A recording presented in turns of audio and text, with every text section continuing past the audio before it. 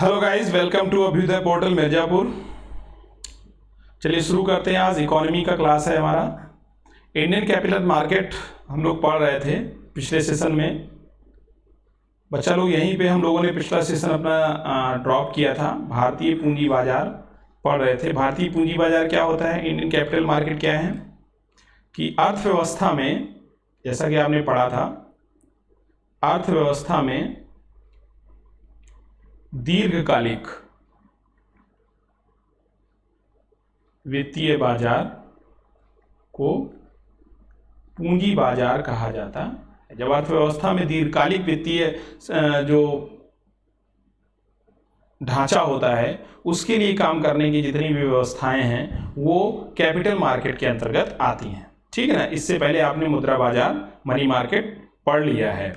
इसके अंतर्गत ये जो टाइम पीरियड है ये आपको पता है 365 दीर्घकालिक में, या तो एक साल या एक साल से मोर देन 1 ईयर। ओके, 365 और मोर देन 1 ईयर। इसके तहत आपने 4 प्रकार के संस्थानों को पढ़ना था। All India financial institutions, second number थे banking industry, okay, third number था इंश्योरेंस इंडस्ट्री,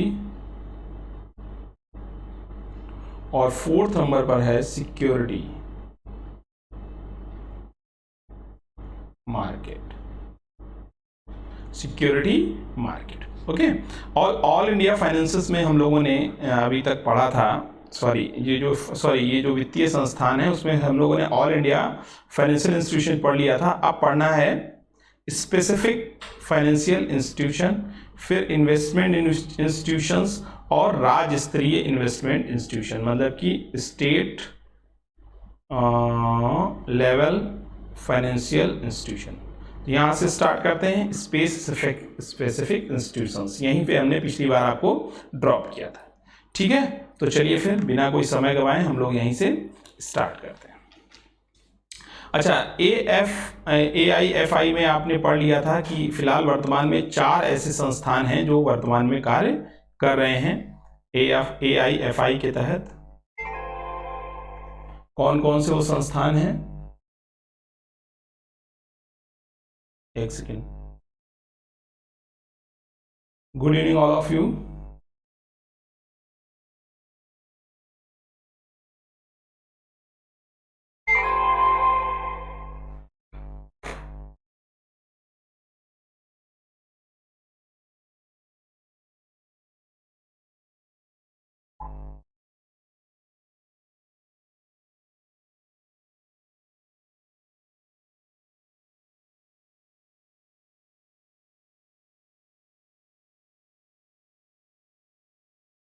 ओके, AIFI के अंतर्गत इस समय 4 इंस्टीट्यूशन हैं जो वर्किंग कंडीशन में हैं।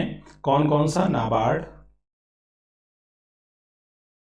सेकेंड है सिडबी, थर्ड इज एक्जिम,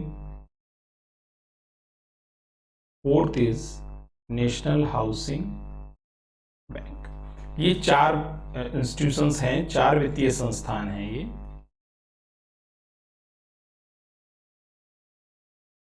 जो कार्य कर रहे हैं। अब सेकेंड है विशिष्ट वित्तीय संस्थान।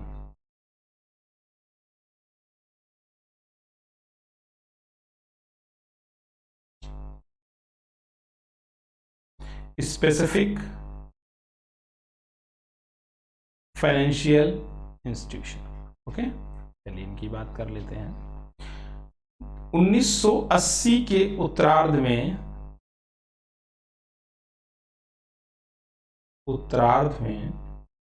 2 वित्तीय संस्थानों की स्थापना की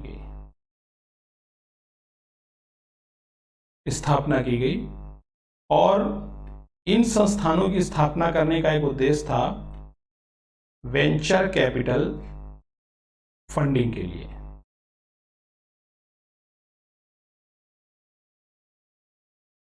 वेंचर कैपिटल फंडिंग वाले का क्या होता है ये?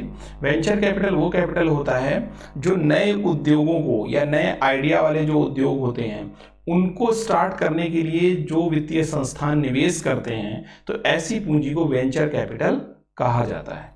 ओके, कौन कौन से 2 संस्थान थे जिनको स्टार्ट किया गया? IFCI। ओके, सबसे पहले ये शुरू किया गया। मतलब क्या हुआ ये?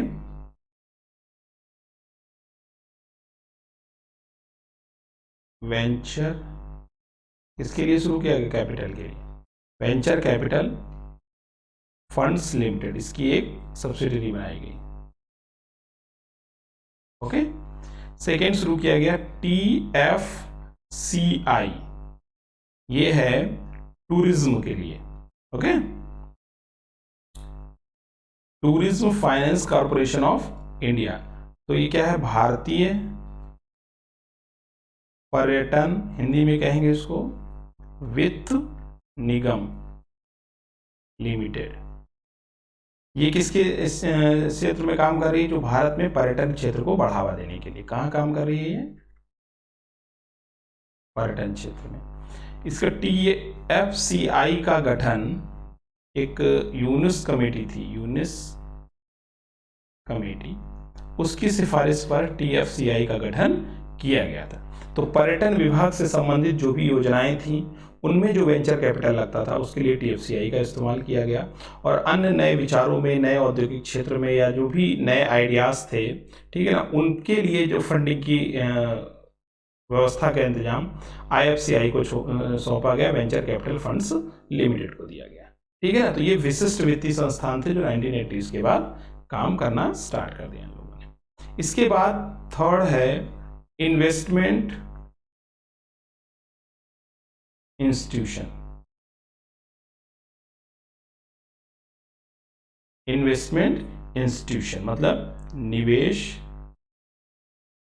संस्थान। कोई कंफ्यूजन नहीं हो रहा होगा आप लोगों को, उम्मीद करते हैं अगर कोई कंफ्यूजन हो रहा हो तो आप पूछ सकते हैं, इसीलिए मैं आपको स्लाइड्स की जगह आपको ब्लैक बोर्ड की तरह से पढ़ा रहा हूं ताकि आपको ना चीज़ें क्लियर होती हुई चलें, बहुत तेज ना चलें ये चीज़ें, क्योंकि ये बहुत महत्वपूर्ण चीज़ें हैं और ये तेज नहीं होनी चाहिए। ठीक है ना। अब निवेश संस्थान के अंतर्गत कौन कौन से बेसिक संस्थान आते हैं? LIC।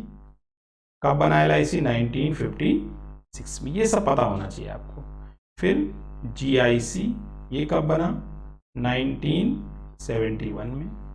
और UTI, union trust of India, ये कब बना? 1964 में।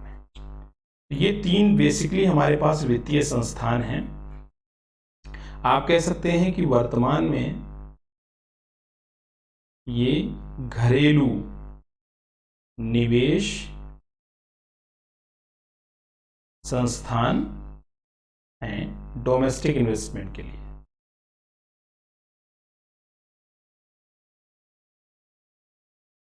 इन्हीं से तो हम पूरा करते हैं जो हमारी कैपिटल मार्केट है, जो बल्क में पैसा जहां से हमको मिल सकता है, वो एक इन्वेस्टमेंट इंस्टीट्यूशंस के रूप में LIC, GIC और UTI जैसे संस्थान काम करते हैं। ओके, तो एक तो ये हो गया। इसके अलावा वर्तमान में जैसे जो LIC है वो किसके क्षेत्र में काम कर रही है? जीवन बीमा के क्षेत्र में। जो UTI है 1964 में बनी थी, यूनियन ट्रस्ट ऑफ इंडिया, ये किस पे काम कर रही है? ये म्यूचुअल फंड्स पे काम कर रही है। और GIC ये किस पे काम कर रही है? ये रीफाइनेंस पे काम कर रही है, रीफाइनेंस। जो 4 इसकी सब्सिडरी जो अन्य बीमा कंपनियां हैं ये उनको रीफाइनेंस करती है। GIC, इसको हिंदी में कहते हैं पुनर्बीमा, ये पुनर्बीमा का कार्य कर रही है। ठीक है ना। तो ये हो गया आपका इन्वेस्टमेंट इंस्टीट्यूशन। यहां तक कोई डाउट किसी को? उम्मीद है किसी को कोई डाउट नहीं होगा। चलिए स्टार्ट करते हैं। 4th टॉपिक इसका, सॉरी ये आपका हो गया सारा। अब इसका 4th नंबर जो बचा, 3 नंबर आपने कंप्लीट कर लिए हैं, 4th बचा आपका जो स्टेट स्पेसिफिक संस्थान है, फाइनेंशियल इंस्टीट्यूशंस है, स्टेट लेवल फाइनेंशियल इंस्टीट्यूशन। राज्य स्तरीय वित्तीय संस्थान, राज्य स्तरीय वित्तीय संस्थान कौन कौन से होंगे? देखिए, ये दो प्रकार के हैं। एक तो है राज्य वित्त निगम, SFI, ठीक है ना, और दूसरा है राज्य औद्योगिक विकास निगम, state industrial development corporation, SIDC, ठीक है। UPSIDC के बारे में सुना होगा आपने, SFI। इसका पहला एग्जाम्पल मिलता है राज्य वित्त निगम का, जिसने सबसे पहले स्टार्ट किया पंजाब। ओके, अभी जो राज्य औद्योगिक विकास निगम है ये पूरे देश में 18 राज्यों के द्वारा बनाए गए हैं और ये पूर्णतया राज्य के अधीन होते हैं, पूर्णतया राज्य के अधीन होते हैं। UPSIDC का कार्यालय कहाँ है? हेडक्वार्टर कानपुर में, ठीक है। तो ये आप देख सकते हैं कि ये है स्टेट स्पेसिफिक फाइनेंशियल इंस्टीट्यूशन जो भारत में पूंजी बाजार के में कार्य करते हैं, ठीक है। चलिए, ये तो हो गया फर्स्ट वित्तीय संस्थाएं। सेकंड नंबर पे बात करते हैं बैंकिंग इंडस्ट्री।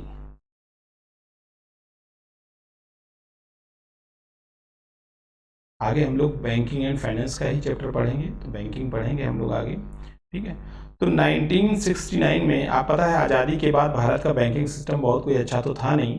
ब्रीफ में यहाँ समझ लेते हैं कि 1969 में इंदिरा जी ने राष्ट्रीयकरण किया बैंकों का, ठीक है ना, 14 बैंकों का, और फिर 1980 में फिर से राष्ट्रीयकरण किया गया 6 बैंकों का। तो 1980 तक हमने टोटल 20 बैंकों का राष्ट्रीयकरण कर लिया है, ठीक है। अब अगर बात करेंगे तो टोटल हमारे पास लगभग 150 से ज़्यादा फाइनेंस जो बैंकें हैं वो हैं। कैसे इसको हम देखेंगे?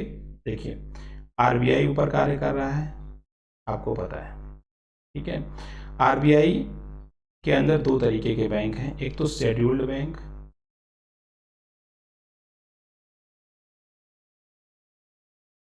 दूसरा अनशेड्यूल्ड बैंक।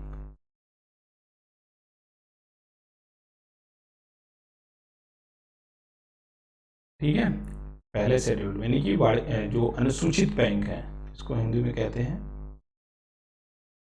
अनुसूचित बैंक, शेड्यूल्ड बैंक, ठीक है।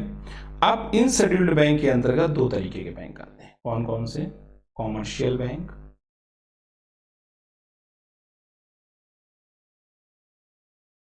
और कोऑपरेटिव बैंक। फिर कॉमर्शियल बैंक के अंतर्गत बात करें तो 4 प्रकार के बैंक आते हैं, कौन कौन से? सबसे पहले प्राइवेट सेक्टर बैंक, फिर दूसरे नंबर पर या public sector bank,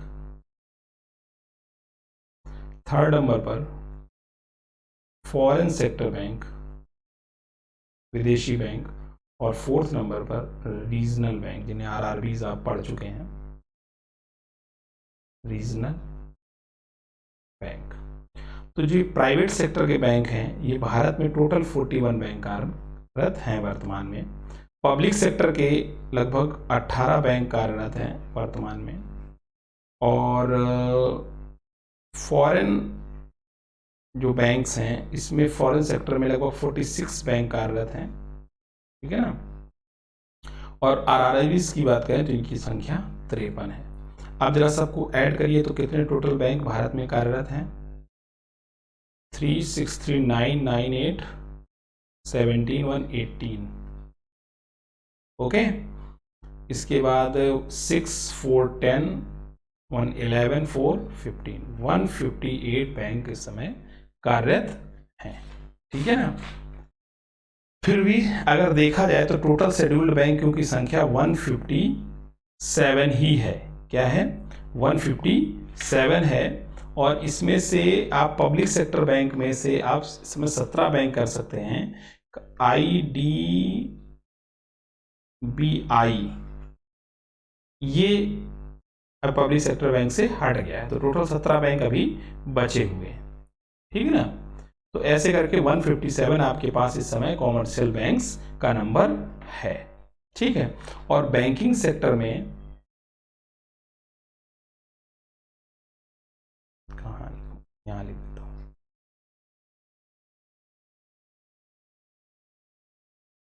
banking sector में 74% FDI की अनुमति है। ध्यान रखिएगा।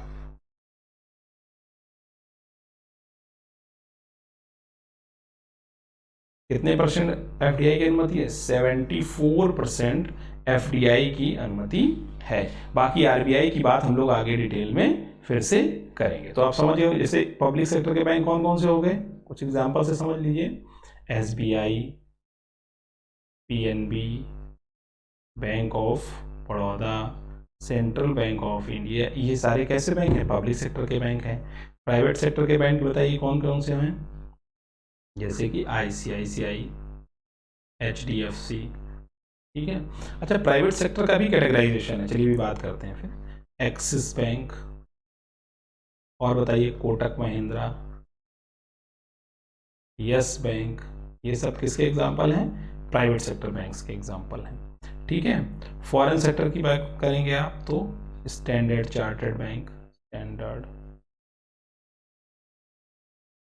चार्टर्ड बैंक, अमेरिकन एक्सप्रेस, देखा होगा आपने बोर्ड लगा हुआ, अमेरिकन एक्सप्रेस, सिटी बैंक। ठीक है। तो ये कुछ कैटेगराइजेशन है। अब बात करते हैं इसमें जो आपका प्राइवेट सेक्टर है, इसमें भी कुछ बैंक सभी कार्यरत हैं और अलग से इसका कैटेगराइजेशन कर लेते हैं। इनको पढ़ेंगे बैंकिंग में, लेकिन समझ लेते हैं यहाँ पर। तो प्राइवेट सेक्टर बैंक हैं, उनके अंतर्गत 3 प्रकार के बैंक और आते हैं। एक तो स्मॉल बैंक, दूसरा पेमेंट बैंक,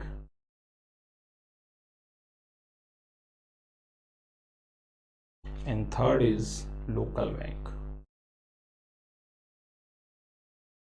अगर आप स्मॉल बैंक की बात करोगे तो लगभग 10 स्मॉल बैंक भारत में कार्यरत हैं अभी, 7 पेमेंट बैंक कार्यरत हैं। पेमेंट बैंक के अंदर आप जैसे एयरटेल को जोड़ सकते हैं, एयरटेल पेमेंट बैंक, पेटीएम, ये सब क्या है? पेमेंट बैंक है। लोकल बैंक की संख्या 3 है। ठीक है। ये सब प्राइवेट सेक्टर के बैंक के अंदर ही शामिल हैं। सारे बैंक जो 41 आपके प्राइवेट सेक्टर के बैंक हैं, ये सब उसी के अंतर्गत शामिल हो जाते हैं। 20 बैंक ये और उसी में ऐड हो जाते हैं। ठीक है ना? तो ये हमारा सेकंड पिलर हो गया। अब थर्ड की बात करते हैं, इंश्योरेंस इंडस्ट्री।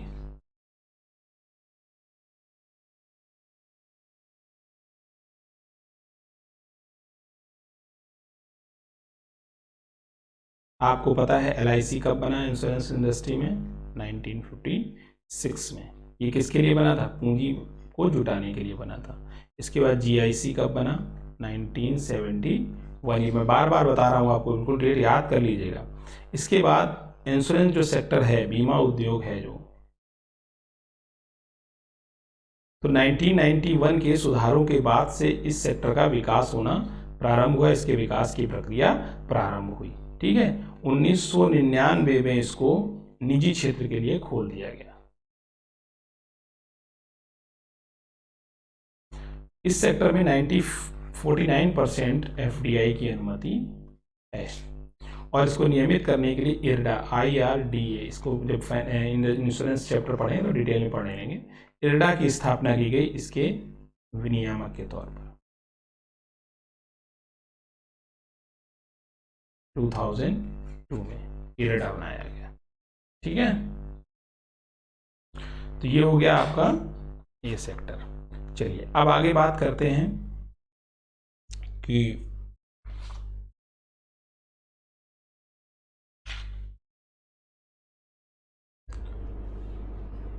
लास्ट थर्ड ये हो गया। फोर्थ में था आपका प्रतिभूति बाजार।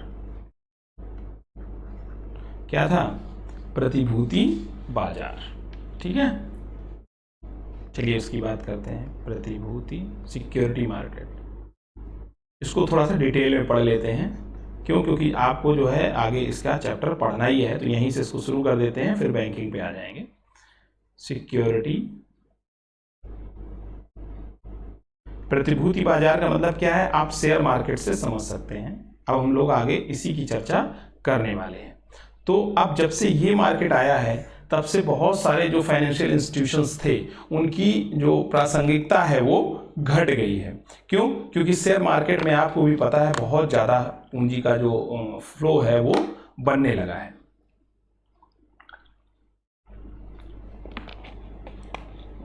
चलिए, एक ही महत्वपूर्ण टॉपिक आपका स्टार्ट होने वाला है, तो इसकी चर्चा शुरू करते हैं। इसकी चर्चा शुरू करें तो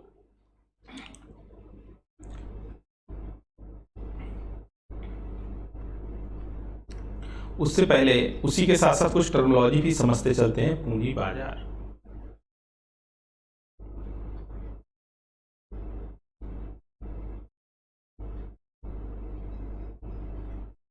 प्रतिभूति बाजार, सिक्योरिटी मार्केट।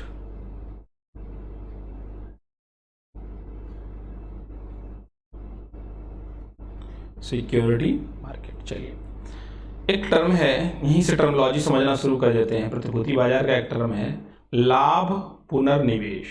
लिखते जाइएगा इसको, लाभ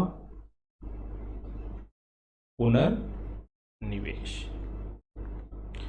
मतलब क्या होता है कि इसके तहत कंपनी को जो लाभ होता है उसका कुछ हिस्सा निवेशकों को बांटा जाता है, पर कुछ कंपनी के पास लाभ के रूप में रह जाता है, ताकि वो कंपनी की ग्रोथ के लिए इसका फिर से निवेश कर सके। इसी को कहते हैं लाभ पुनर्निवेश। ओके, प्रॉफिट री इन्वेस्टमेंट, लाभ पुनर्निवेश। ठीक है ना, तो इसको लिख लीजिए, कुछ हिस्सा निवेशकों, जिन्होंने भी इन्वेस्टमेंट किया है, निवेशकों को बांटा जाता है, पर कुछ कंपनी के पास रह जाता है। वह कंपनी क्या करेगी? वह इसका फिर से निवेश करती। तो लाभ पुनर्निवेश आपको समझ में आया, प्रॉफिट री इन्वेस्टमेंट आपको समझ में आ गया होगा। उम्मीद करते हैं आपको बिल्कुल समझ में आया होगा ये। ठीक है, चलिए अब देखिए, सिक्योरिटी मार्केट में दो टर्म आते हैं। एक होता है अंश, इसको कहते हैं शेयर, और दूसरा होता है ऋण पत्र, इसको कहते हैं डिबेंचर।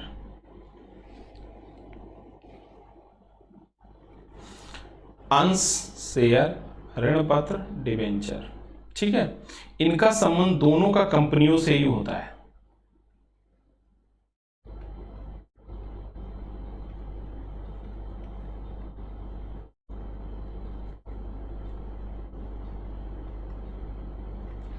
इनका संबंध कंपनी से होता है। ओके, एक सेकेंड, मैं थोड़ा सा पेज बदल लेता हूं, क्योंकि बार बार इस पे आना जाना पड़ेगा, तो डिलीट करने से काम बनेगा नहीं। ओके,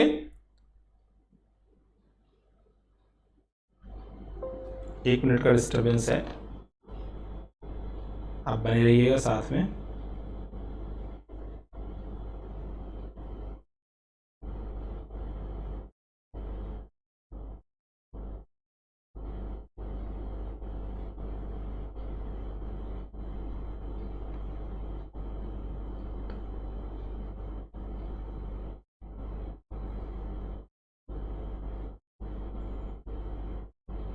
कोई डाउट तो नहीं हो रहा है आप लोगों को? आप बता दीजिए।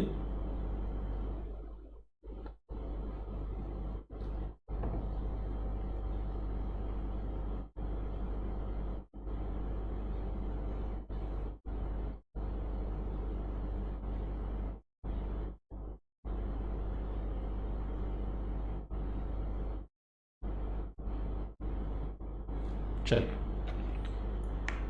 यहां से स्टार्ट करते हैं। आपने समझ लिया लाभ पुनर्निवेश, प्रतिभूति बाजार की पढ़ाई कर रहे हैं हम लोग, स्टडी कर रहे हैं प्रतिभूति बाजार। ठीक है, आपने पहला पॉइंट समझ लिया है लाभ पुनर्निवेश। इसके बाद हम बात कर रहे हैं अंश मतलब शेयर और ऋण पत्र, इनका दोनों का संबंध कंपनी से है, मतलब डिबेंचर। कंपनी से दोनों का संबंध है। तो क्या होगा, कंपनी का मतलब क्या है कि जिस भी संस्थान का पंजीकरण कंपनी के रूप में किया जाता है, कंपनी एक्ट के तहत किया जाता है पंजीकरण। कंपनी कौन सी होती है, जिसका जो पंजीकरण है वो कंपनी अधिनियम के तहत किया जाए, कंपनी अधिनियम के तहत इसको पंजीकृत कर लिया जाए, तो वही कंपनी होती है। और ये कंपनी के दो पार्ट होते हैं, अंश, वो जो अपनी पूंजी जुटाएगी वो कहाँ से जुटाएगी, या तो शेयर से जुटाएगी अंश से, या फिर डिबेंचर से ऋण लेके जुटाएगी। ओके, अब अगर अंश लेगी तो आपको क्या देगी, हिस्सा देगी।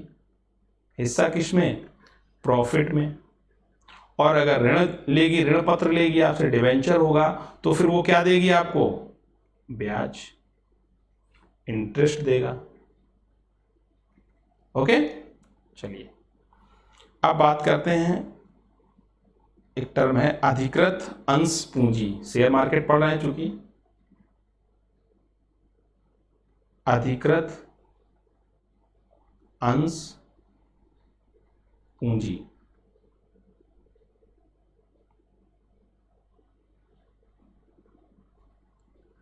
अधिकृत अंश पूंजी ये क्या होती है कि मान लीजिए, इसको इंग्लिश में कहते हैं एथोराइज्ड, इंग्लिश में भी लिख लीजिएगा इसको, एथोराइज्ड शेयर कैपिटल।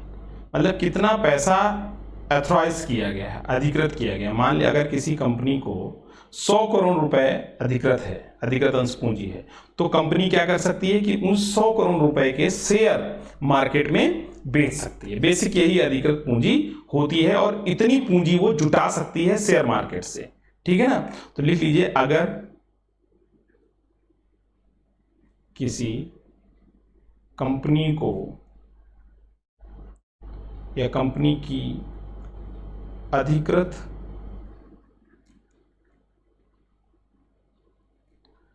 अंश पूंजी 100 करोड़ है, तो कंपनी बाजार में 100 करोड़ के शेयर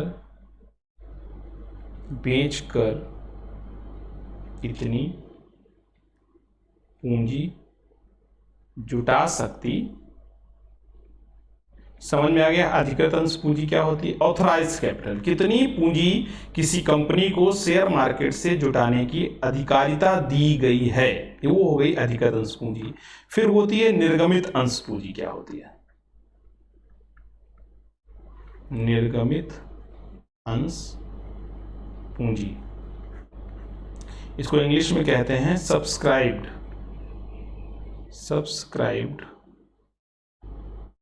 शेयर कैपिटल।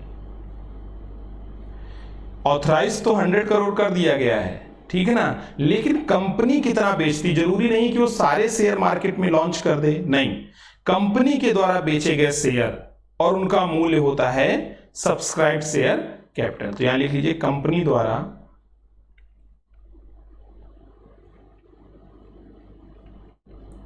बेचे गए शेयर का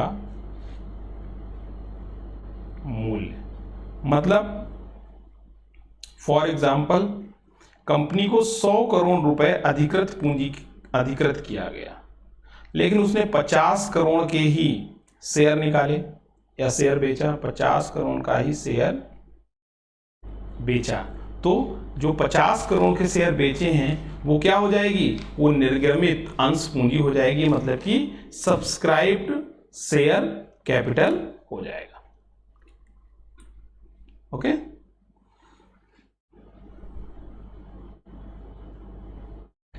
ठीक है।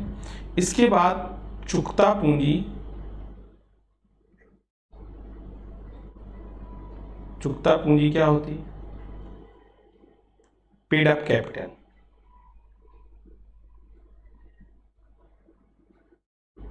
पेड अप कैपिटल क्या होता है कि मान लो आपने तो 25 करोड़ के शेयर सब्सक्राइब कर दिए, ठीक है ना, लेकिन लोगों ने कितना पेमेंट किया, जितना लोगों ने पेमेंट किया, इसको एक वर्ड में ऐसे समझ सकते हो, जितना लोगों ने पेमेंट किया है, मतलब 25 करोड़ रुपए मिले, बाकी कुछ समय बाद होगा।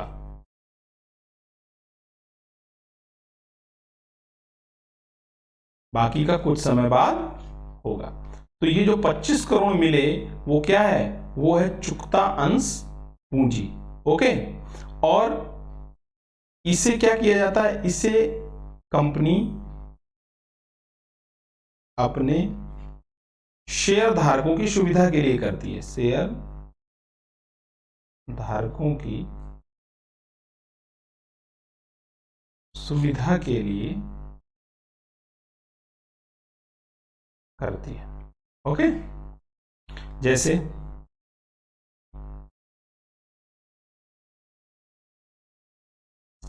50 करोड़ रुपए के शेयर मान लीजिए लॉन्च करने हैं, ठीक है, और कहा गया कि 10 रुपए प्रति शेयर कंपनी ने अपना रखा रेट, ठीक है ना, तो ये कितने शेयर होंगे, 5 करोड़ शेयर होंगे। ठीक है, कि अब जो ये रेट रखा है शेयर का, इसके लिए कंपनी को पूरा अधिकार है कि वो अपने शेयर का कितना रेट रखेगी। समझ गए ना बात को, कि कंपनी को अधिकार होता है कि वो अपने शेयर का रेट क्या रखेगी, ये किसी और को अधिकार नहीं होता है। लिख लीजिए, कंपनी को पूरा अधिकार है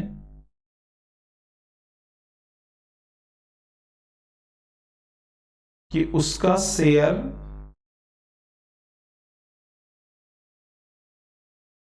कितने मूल्य का होगा, कितने मूल्य का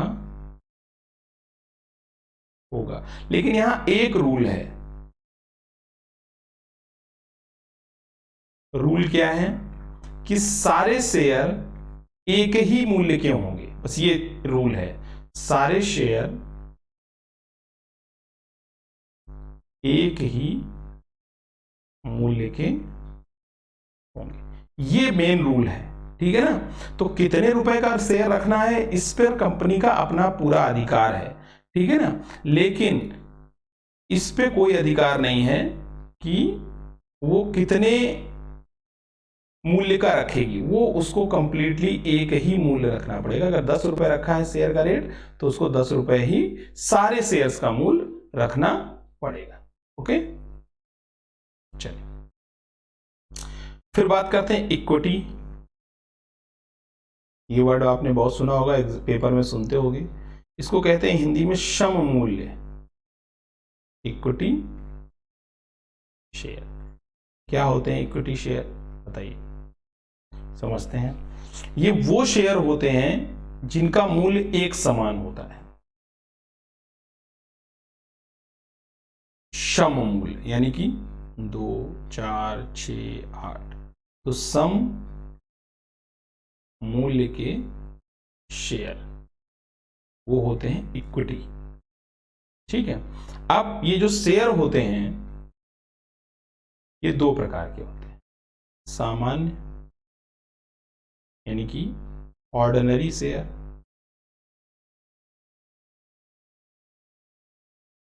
एक होते हैं विशिष्ट। या इसको आप कह सकते हैं पूर्वाधिकार शेयर।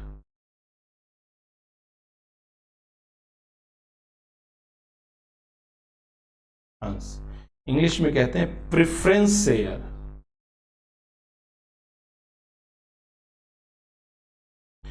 Preference share. अब देखिए, ऑर्डिनरी शेयर के अंतर्गत तो सामान्य तरीके से होते हैं कि किसी भी को भी जारी किया जा सकता है ये शेयर। तो जो लिख लीजिए, सामान्य अंश के को या असामान्य अंश के तहत शेयर को किसी को भी जारी किया जा सकता है। लिख लीजिए, सामान्य अंश के तहत किसी को भी जारी किया जा सकता है, किसी को भी जारी किया जा सकता है।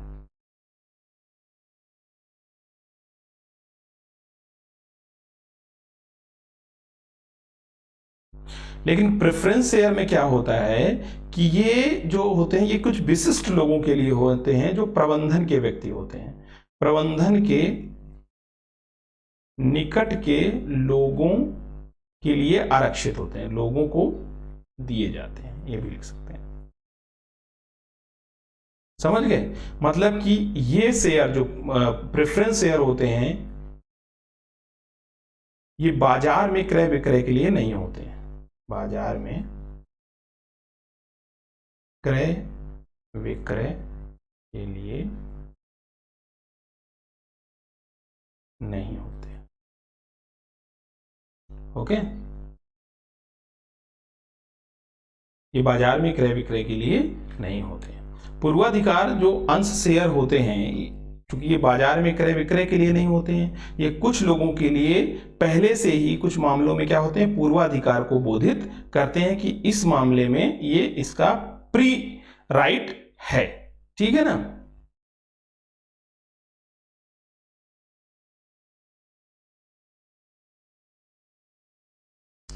अब लेकिन जैसे पूर्वाधिकार जो लोग अंश पत्र लिए रहते हैं तो उनको कुछ मामलों में पूर्वाधिकार होता भी है, कुछ मामलों में इनको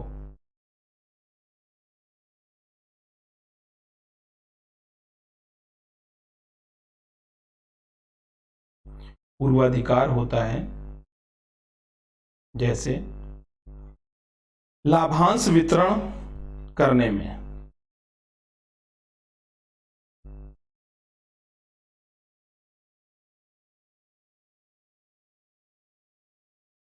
सबसे पहले लाभांश इन्हीं को मिलता है, लेकिन दूसरा क्या होता है, अगर कंपनी बंद होने की स्थिति में आ गई, मतलब ये दूसरा का पूर्वाधिकार है कि कंपनी बंद होने की स्थिति में पूंजी लौटाने का दायित्व इन्हीं पूर्वाधिकार शेयर्स के लोगों को होता है, पूंजी लौटाने का दायित्व भी इनके ऊपर होता है। तो ऐसा नहीं है कि ये सिर्फ प्रेफरेंशियल शेयर रखकर सब मजे ले रहे हैं, नहीं, इनके ऊपर कुछ दायित्व भी होते हैं, कुछ जिम्मेदारियां भी होती हैं। ठीक है ना? और इनको मताधिकार भी इनका सीमित होता है, लेकिन जैसे सामान्य जो अंशधारक होते हैं, जो सामान्य अंशधारक होते हैं उनके पास मताधिकार होता है, प्रत्येक मामले में मताधिकार होता है। सामान्य अंशधारकों को, सामान्य अंशधारकों को कंपनी के प्रत्येक मामले में धारकों को प्रत्येक मामले में मताधिकार प्राप्त होता है, मताधिकार प्राप्त होता है। जबकि पूर्वाधिकार अंशधारक का मताधिकार, पूर्वाधिकार अंशधारक का मताधिकार सीमित होता है। समझ गए? तो ये तो बात हो गई शेयर्स की। ठीक है ना? कुछ सामान्य शेयर होते हैं, कुछ विशिष्ट यानी प्रेफरेंशियल शेयर्स होते हैं। सारी बात आपने कर ली। अब बात करते हैं डिबेंचर की।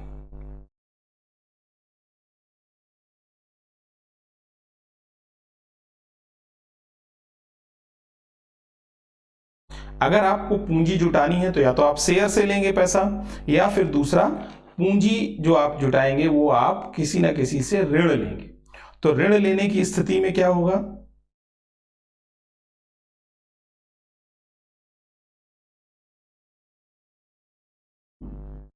ऋण लेने की स्थिति में क्या होगा कि आपको या कंपनी को क्या देना पड़ेगा, इंटरेस्ट चुकाना पड़ेगा।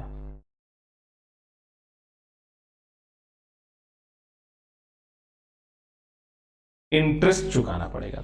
तो इसको लिख लीजिए, ऋण पत्र या डिबेंचर क्या होते हैं, ऐसा वित्तीय प्रपत्र, ऐसा वित्तीय प्रपत्र जिसके माध्यम से कंपनी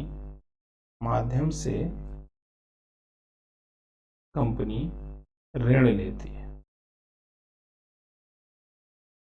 उसे क्या कहते हैं, डिबेंचर कहा जाता है, यानी कि ऋण पत्र कहा जाता है। ठीक है ना। अब इसके दो तरीके होते हैं, या तो आप ब्याज दीजिए या फिर डिबेंचर होल्डर को अगर ब्याज नहीं लेता है तो फिर उतने पैसे का, उतने धन के बदले शेयर दीजिए। ठीक है ना। कब, जब परिपक्वता हो जाए तो फिर पहले तो आपको ब्याज देना पड़ेगा, लेकिन जब परिपक्वता अवधि आ जाएगी, मैच्योर हो जाएगा उसका पैसा, मतलब कि परिपक्वता अवधि, परिपक्वता अवधि में क्या होगा, दो कंडीशंस बनेंगी, या तो धन के बदले पैसा लौटा दिया जाए, पैसे के बदले पैसा, पैसे के, यहां धन भी लिख सकते हैं, बदले पैसा लौटा दिया जाए,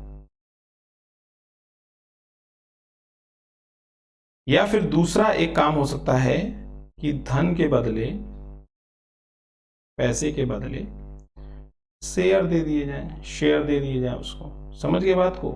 तो क्या होगा कि उसको उसका पैसा इन दोनों में से किसी भी एक रूप में मिल जाएगा। ठीक है ना। तो जो डिबेंचर होल्डर होते हैं, यानी कि जो क्रेडिटर होते हैं, जो ऋण पत्र रखते हैं अपने पास, जो यानी कि जो पैसा देते हैं, डिबेंचर होल्डर,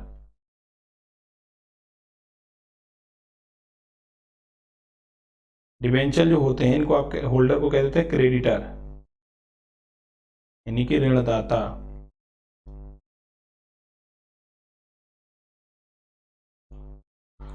ये क्या करते हैं कि कम, मतलब 7 सालों तक के लिए ये देते हैं, 7 ईयर्स तक के लिए ये ऋण देते हैं, तो उसके बदले ब्याज लेते हैं, और जब मैच्योर पीरियड आ जाता है 7 साल का, तो या तो फिर पैसे के बदले पैसे ले लेंगे या फिर वो उसके बदले के शेयर्स ले लेंगे।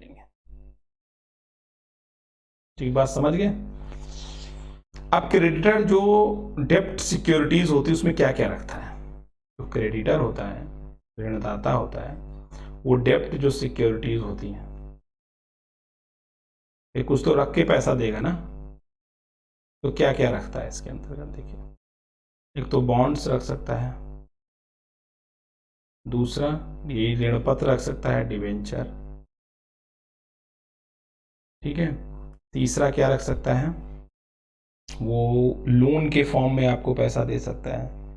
चौथा क्या कर सकता है, एक्सटर्नल कॉमर्शियल बोरोइंग के रूप में आपको पैसा दे सकता है, या फिर और क्या कर सकता है, ट्रेजरी बिल्स। आपने पीछे पढ़ा था कि ट्रेजरी बिल्स ये कंपनियां निकलाती हैं, तो ट्रेजरी बिल्स के माध्यम से भी पैसा इकट्ठा कर सकता है। इसके अलावा और क्या रख सकता है अपने पास, कॉमर्शियल पेपर रख सकता है,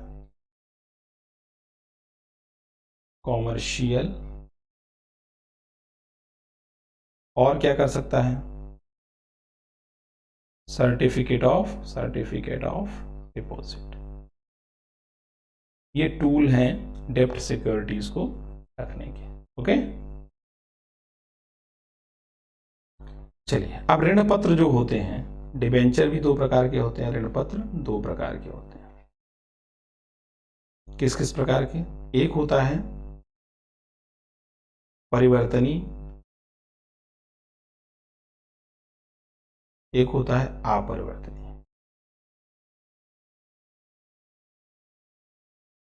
परिवर्तनीय भी 2 प्रकार के होते हैं, एक पूर्ण परिवर्तनीय और दूसरा आंशिक परिवर्तनीय। क्या होता है, आंशिक परिवर्तनीय। ठीक है ना। तो जो ऋण पत्र यानी कि डिबेंचर होते हैं वो 2 प्रकार के होते हैं, परिवर्तनीय और अपरिवर्तनीय, यानी कि जिनमें परिवर्तन किया जा सके, तो किस आधार पर, पूर्ण आधार पर या आंशिक आधार पर किया जा सके। ओके। अब देखिए, इसमें 3 प्रकार के डिबेंचर्स आप देख लीजिएगा होते हैं, कौन कौन से, नॉन कन्वर्टेबल डिबेंचर, उनको कहते हैं एनसीडी, फिर होता है पार्शियली कन्वर्टेबल, आंशिक, पार्शियल कन्वर्टेबल डिवेंचर, पीसीडी। और तीसरा होता है कन्वर्टेबल डिवेंचर यानी परिवर्तनीय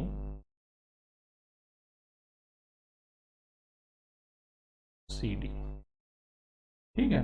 आप अगर इन दोनों की तुलना करें, हम शेयर की और डिवेंचर की, अंशपत्र और ऋण पत्र की तुलना, अंशपत्र और ऋण पत्र की, इन दोनों ही माध्यम से कंपनी अपने लिए पूंजी को जुटाती है, या तो शेयर देकर या फिर आपको ब्याज देकर और आपसे पैसा लेकर। जो ब्याज देगी तो और पैसा लेगी तो उसको डिवेंचर कहा जाएगा, ऋण पत्र कहा जाएगा। और अगर आपको हिस्सा देती है, शेयर देती है, तो उसको अंशपत्र कहा जाएगा। तो अंशपत्र और ऋण पत्र की तुलना करते हैं। ठीक है, देखिए अंश का मतलब क्या है, शेयर होल्डर। अंशपत्र का मतलब क्या, इनको कौन लेता है, जो इनको लेता है या देता है वो शेयर होल्डर होता है। कौन होता है, शेयर होल्डर होता है। मतलब कि कंपनी में उसका हिस्सा होता है, कंपनी में हिस्सा होता है। इसका मतलब क्या है, उसको लाभांश मिलता है। क्या मिलता है, लाभांश मिलता है। यहां मतलब क्या है कि लाभांश मिल रहा है, तो इसका मतलब क्या है, ये उसका अधिकार नहीं है। अगर कंपनी को प्रॉफिट होगा तो उसको प्रॉफिट दिया जाएगा, कंपनी को घाटा होगा तो फिर उसको लाभांश नहीं मिलेगा। ठीक है ना, मतलब ये कंपनी की कोई लायबिलिटी नहीं है, प्रॉफिट होने पर ही उसको लाभांश दिया जाएगा। तो लिख लीजिए यहाँ लाभांश प्राप्त करना आप उसका या आपका, अगर आप शेयर होल्डर हैं तो आपका अधिकार नहीं है। लिख लीजिए लाभांश प्राप्त करना आपका अधिकार नहीं है। ओके, अर्थात यह कंपनी की लायबिलिटी नहीं है, कंपनी की लायबिलिटी नहीं है। ऋण पत्र में, डिवेंचर में क्या होता है, डिवेंचर होल्डर, इसको इंग्लिश में कहते हैं डिवेंचर होल्डर। ठीक है, ये क्या करता है, कंपनी के लिए आप ऋणदाता होते हैं। जो अगर आप डिवेंचर होल्डर हैं तो आप क्या हैं, ऋणदाता है। तो कंपनी के लिए आप, कंपनी के लिए आप ऋणदाता हैं। तो यहां क्या मिलेगा, यहां आपको लाभांश नहीं मिलेगा, यहां ब्याज मिलेगा। क्या मिलेगा, ब्याज मिलेगा। और कंपनी, आपका ये ब्याज प्राप्त करना आपका अधिकार होगा, और कंपनी को लाभ हो या ना हो फिर भी यहां आपको ब्याज देना पड़ेगा। तो लिख लीजिए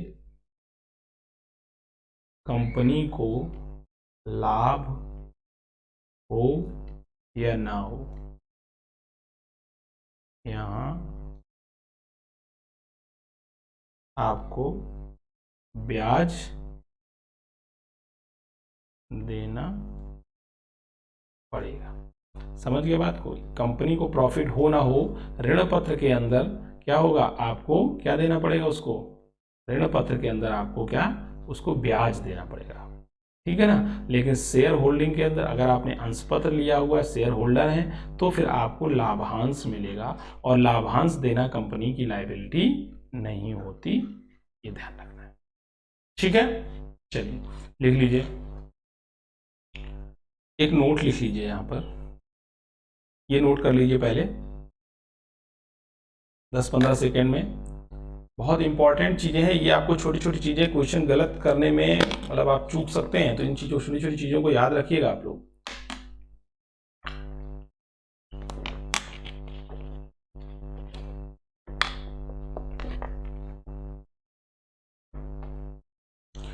और आप देख रहे हैं कि जब से शेयर मार्केट आया है तो जो कंपनी का मूल्यांकन है वो किस आधार पर किया जा रहा है, प्रतिमूल्य शेयर के आधार पर किया जाता है। जो प्रतिमूल्य शेयर लाभ होता है उसके आधार पर किया जाता है। लिख लीजिए कंपनी का मूल्यांकन, कंपनी का मूल्यांकन प्रति शेयर लाभ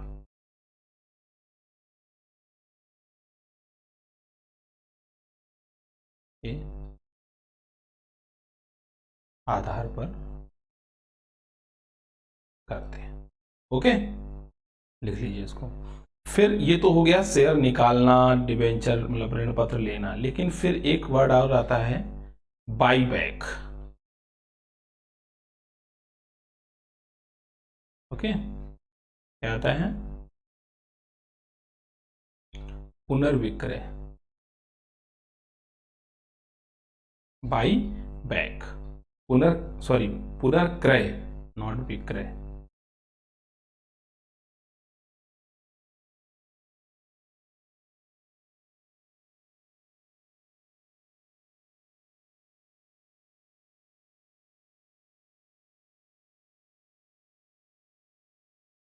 पुनर्क्रय मतलब क्या होता है कि कंपनी के द्वारा अपने शेयर जो उसने बेचे हैं उसको दोबारा खरीदना, यानी कि वापस खरीदना, कंपनी के द्वारा अपने शेयर वापस खरीदना बाईबैक कहलाता है।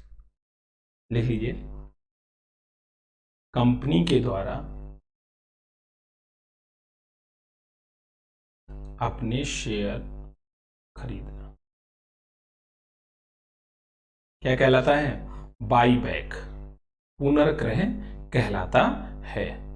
लेकिन अब कंपनी फोर्स नहीं कर सकती है आपको कि आप अपना शेयर दोबारा से कंपनी को बेच दीजिए। वो कोई भी ऐसी पॉलिसी ला सकती है कि आप कंपनी को अपना शेयर बेचें, लेकिन वो आपको फोर्स नहीं कर सकती। इस चीज का ध्यान रखिएगा।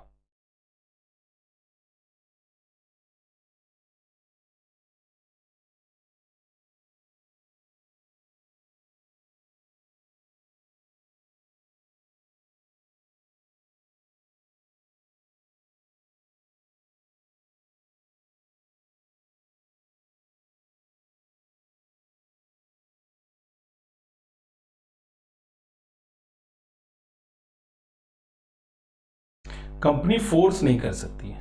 ओके, कंपनी क्या करेगी? बाई बैक तो करेगी, कंपनी अपने शेयर्स को वापस तो खरीद लेगी, लेकिन फोर्स नहीं कर पाएगी। ठीक है, फिर एक वर्ड आता है splitting of share. Splitting of share, शेयरों का विभाजन। ठीक है, मान लो जैसे कि 500 रुपए का नोट होता है, इसको आप तोड़वाते हैं तो क्या होता है? 100 रुपए के आपको 5 नोट मिलते हैं। यही है, बस ऐसे ही है स्प्लिटिंग ऑफ शेयर की। जो शेयर का मूल्य है उसको छोटे छोटे हिस्सों में तोड़ देना, समान हिस्सों में। ठीक है ना, ताकि जो शेयर का मूल्य है उसको कम मूल्य में परिवर्तित करना। 500 का शेयर एक है तो हम 100 रुपए के 5 शेयर कर सकते हैं। तो मतलब क्या होगा? शेयर का जो मूल्य है उसको कम करना, अधिक शेयर बनाना। तो लिख लीजिए, शेयरों को कम मूल्य के अधिक शेयर में परिवर्तित करना। शेयरों को कम मूल्य के अधिक शेयर में परिवर्तित करना। समझ गए? यही होता है स्प्लिटिंग ऑफ शेयर। क्या होता है? Splitting of share.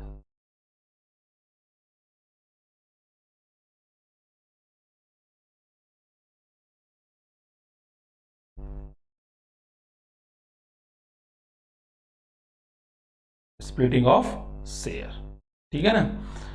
अब यहां पर दो प्रकार की कंपनियां होती हैं हमारे पास,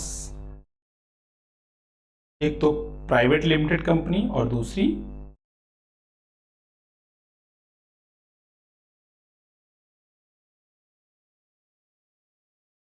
public limited company. Private limited company और दूसरी पब्लिक लिमिटेड कंपनी। दो प्रकार की कंपनियां सुनी है आपने। ये लिमिटेड क्या है? लिमिटेड का मतलब है limited by shares, limited by share, मतलब कि शेयर धारिता क्या है? शेयर धारिता है जो, या शेयर धारकों की जो देयता है, लाइबिलिटी है, उनके द्वारा कंपनी में जो पूंजी लगाई जाती है उसके आधार पर नाम लग दिया जाता है। और ये पूंजी सीमित होती है, आपको पता है, ठीक है ना। इसीलिए जो ये सीमित पूंजी होती है तो प्राइवेट सेक्टर पब्लिक सेक्टर के हिसाब से इसको स्वामित्व के आधार पर बांट दिया जाता है। तो लिमिटेड बाय शेयर्स, ठीक है ना। कंपनी सेम होती हैं, इनका जो पंजीकरण होता है यानी कि रजिस्ट्रेशन होता है जो, वो कंपनी नियम अधिनियम के अधीन ही होता है, चाहे वो पब्लिक लिमिटेड कंपनी हो या प्राइवेट लिमिटेड कंपनी हो। अधिनियम, सॉरी, कंपनी अधिनियम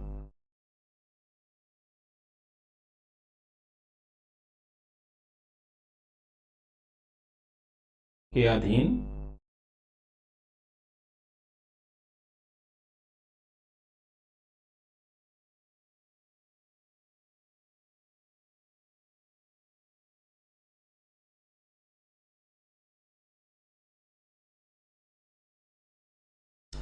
ठीक है ना। तो कंपनी अधिनियम के अधीन इनका पंजीकरण होता है, ठीक है ना। आप जैसे उदाहरण ले लीजिए, आप एक पब्लिक सेक्टर का, एक प्राइवेट सेक्टर का। तो पब्लिक सेक्टर में कौन सी कंपनी है जिसका आप एग्जांपल ले सकते हैं, बताइए। जैसे कि सेल, भेल, है ना, ये सारी पब्लिक सेक्टर की कंपनियां हैं। इंडियन ऑयल कॉरपोरेशन, ओएनजीसी, ये सारी पब्लिक सेक्टर की कंपनियां हैं। इसके बाद प्राइवेट सेक्टर का एग्जांपल बताइए।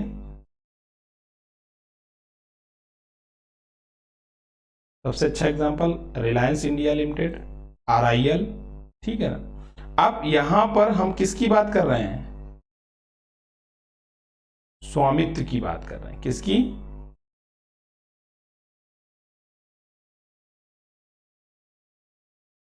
स्वामित्व की बात कर रहे, उसी आधार पर तो देख रहे हैं आप कि ये निजी है या सरकारी।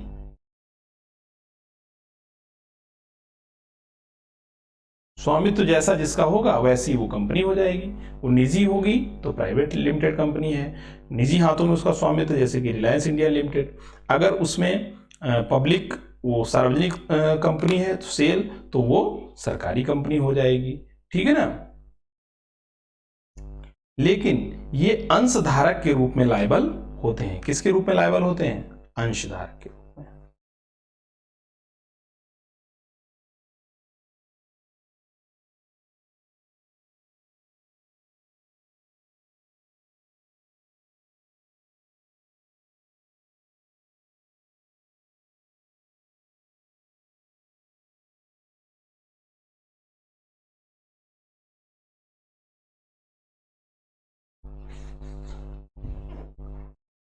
अब इन जो कंपनियों के निदेशक होते हैं वो क्या होते हैं? वो अंशधारक के रूप में लायबल नहीं होते हैं। वो कैसे? वो प्रबंधक के रूप में लायबल होते हैं, समझ गए।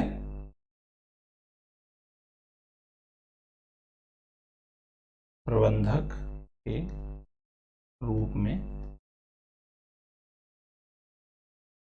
लायबल होते, वो अंशधारक के रूप में लायबल नहीं होते हैं, ठीक है ना।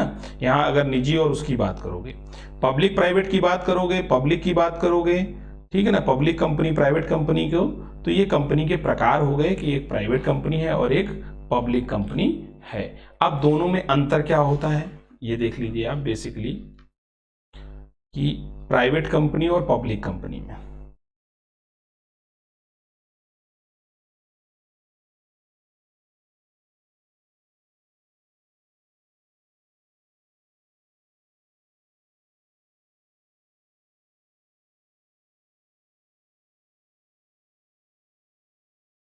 प्राइवेट कंपनी में क्या होता है कि शेयर धारकों की न्यूनतम संख्या जो होती है,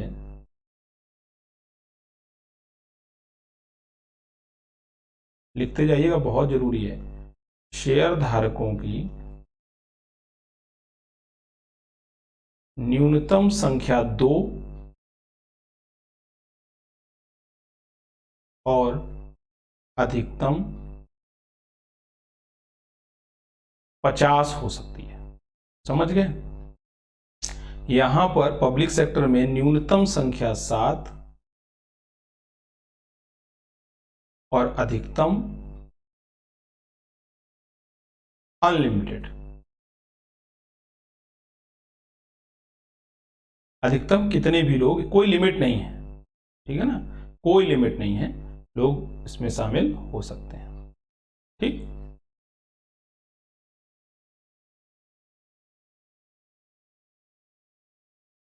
सेकंड पॉइंट क्या है कि प्राइवेट कंपनी में प्रबंधकों को अंशधारकों के चयन का अधिकार होता है। जो प्राइवेट कंपनी होती हैं, प्राइवेट कंपनीज में प्रबंधकों को अंशधारकों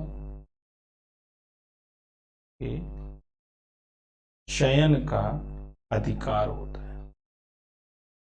इसलिए आप देखिए, प्राइवेट जो कंपनियां होती हैं वो अपने रिलेटिव्स को या अपने जानने पहचाने वाले लोगों को ही शेयर दे देती हैं, का अधिकार होता है। ठीक है, जो पब्लिक सेक्टर में नहीं होता है, पब्लिक कंपनियों में नहीं। थर्ड पॉइंट की बात करते हैं।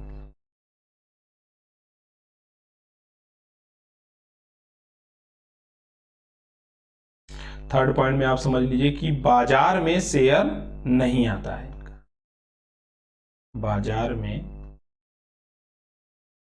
शेयर नहीं आता है।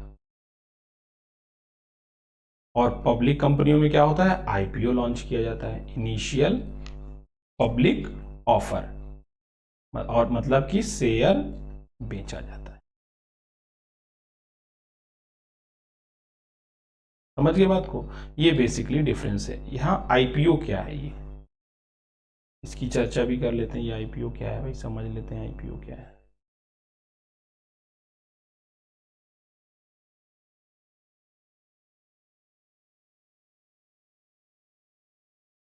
आईपीओ क्या है?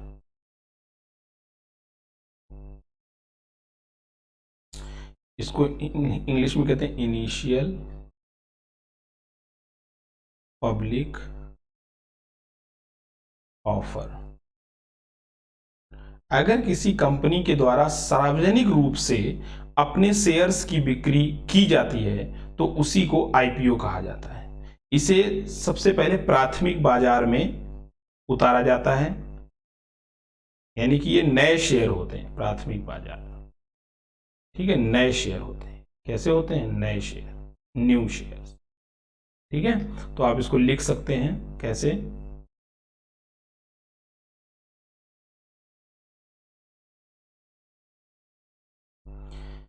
किसी कंपनी द्वारा, आईपीओ को लिख लीजिए, किसी कंपनी द्वारा सार्वजनिक रूप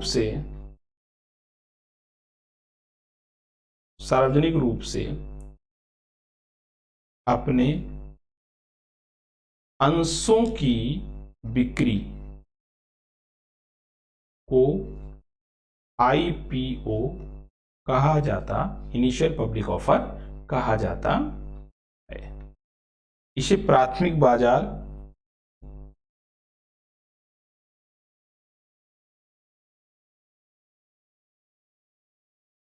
या नए शेयर्स का बाजार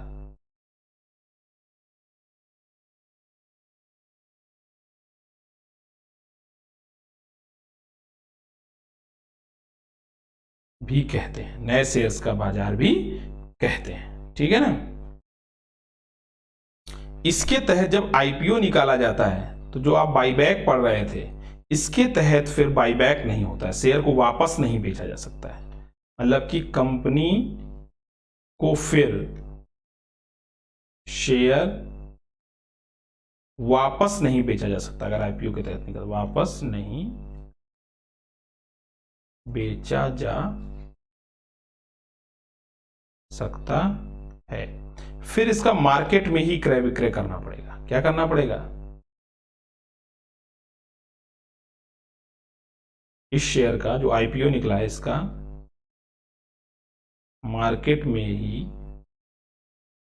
क्रय विक्रय होता है। क्या होता है? क्रय विक्रय होता है।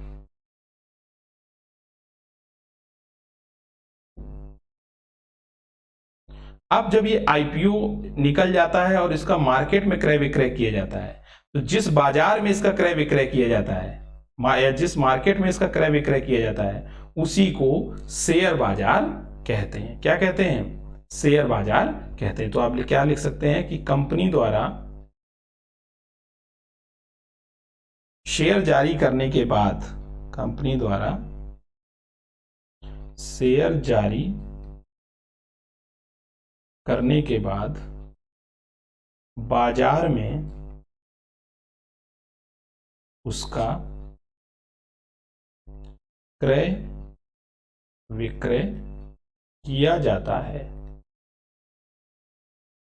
इसे शेयर बाजार कहते हैं। शेयर बाजार कहते हैं। जिस बाजार में इसका क्रय विक्रय होता है, शेयर बाजार दो तरीके से चलता है, प्राथमिक बाजार,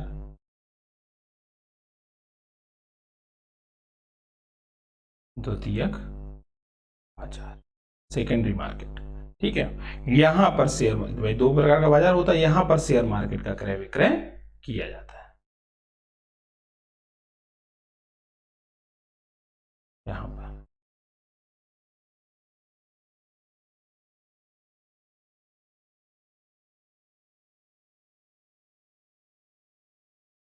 ठीक है। चलिए, अब शेयर बाजार में क्रय विक्रय के लिए दो बने। एक क्या है? बीएसई, बॉम्बे स्टॉक एक्सचेंज, 1875 से काम कर रहा है, और दूसरा बना एनएसई। सबसे पहले बात करते हैं बीएसई की। बीएसई क्या है? Bombay stock exchange. इसको बेसिकली अगर आप समझेंगे, जहां शेयर मार्केट का लेन देन होता है, तो इसको आप कह सकते हैं दलालों का संघ, ब्रोकर्स का यूनियन, दलालों का संघ के रूप में इसकी स्थापना की गई। यहां कौन काम करते हैं? ब्रोकर, ब्रोकर के रूप में एजेंट, उनको आप कह सकते हैं सब ब्रोकर्स। इनके नीचे कौन काम कर देंगे? इन्वेस्टर है जो शेयर मार्केट में पैसा लगाता है, इन्वेस्टर है। ठीक है, और ये सबसे पुराना स्टॉक एक्सचेंज है, भारत का सबसे पुराना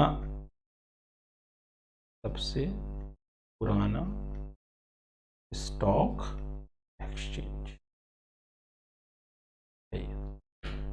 बीएसई। बीएसई क्या है? सबसे पुराना स्टॉक एक्सचेंज है।